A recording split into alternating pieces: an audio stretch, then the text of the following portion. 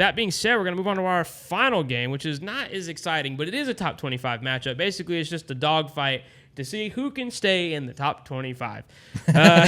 Number 24, Michigan versus number 22, Illinois. Not much to say here. Obviously, actually, what's really funny is that Illinois actually has the better record than Michigan. If you would have told me that at the beginning of the season, I sure wouldn't have believed you. Not because of Michigan. I didn't think Michigan was going to be that good, but because I didn't think Illinois was going to be that good, to be honest. But this is a tough Illinois team. As we said earlier, only loss is to Nebraska. Michigan coming off a really tough loss 2 weeks ago to Washington on the road in the national championship rematch, and also a loss to obviously the number 1 ranked Texas Longhorns. Now Michigan coming off the bye week, Illinois coming off a extremely close win against Purdue, 59-49 in overtime.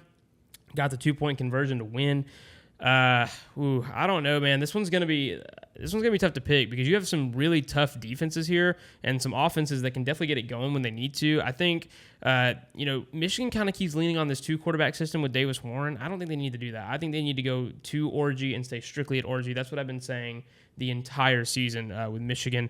The ESPN FPI has Michigan favored to win 60%, and the spread is Michigan by 3. So both of them, kind of in agreement. I think this one's definitely going to be a close game. You have to pick first. Who you got?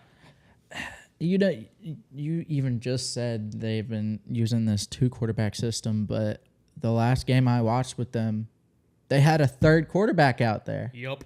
3 and he did system. better than the other 2. Yeah. So it's really just what is going on Michigan's offense. Yeah. Meanwhile, Illinois actually had an impressive offense against Purdue because they hung in and they ended up winning the game. The defense, I don't know what happened. I didn't choose to watch the game because, but it really comes down to both teams have really good defenses, but you know what? One team has shown me that they have an offense now. Yep. And that's Illinois. Michigan, they are the bigger name between the two. I'll give them that. But it's at Illinois. And that's all I need, really. You have gone between 3 quarterbacks, and not one has necessarily looked better than the other until you put in the 3rd string. Mm-hmm. It's tough. It's tough to pick Michigan. I got to choose Illinois. Yeah, man, you make a really good point. Before I get into my pick, Isaac, he is picking Michigan. He's going to take the Wolverines in this one on the road at Illinois. And I think that's one of the biggest things that's in favor for Illinois. Like you said, it's at Illinois. Mm-hmm. Michigan's got to go on the road again. So they just were in Washington playing the Huskies. Come home, get the bye week, get a little bit of rest. Now they got to go right back out on the road to Illinois. I think that's the biggest thing in Michigan's favor right now is that they're coming off the bye week. In the first couple weeks I talked about, I have to pick the team that I trust, mm-hmm. right? And I think I said that about Georgia when it was Alabama. I didn't trust Georgia to beat Alabama, mm-hmm. and I was right. I don't trust Michigan to come out right now and win against Illinois, so I'm with you. I'm going with the Fighting Illini, mm-hmm. all right? I think that, they got that tough win against Nebraska, and honestly, Nebraska might be better than Michigan. They really might be. I don't know.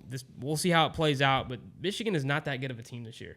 They kind of remind me almost, don't you guys get mad when I say this, but they almost remind me of the 2019 LSU crew. Come off a big win in the national championship, and then immediately fall off. And don't get me wrong, it was the 2020 season where everybody played everybody in the SEC, and that was a tough season for everybody in that conference except for Alabama.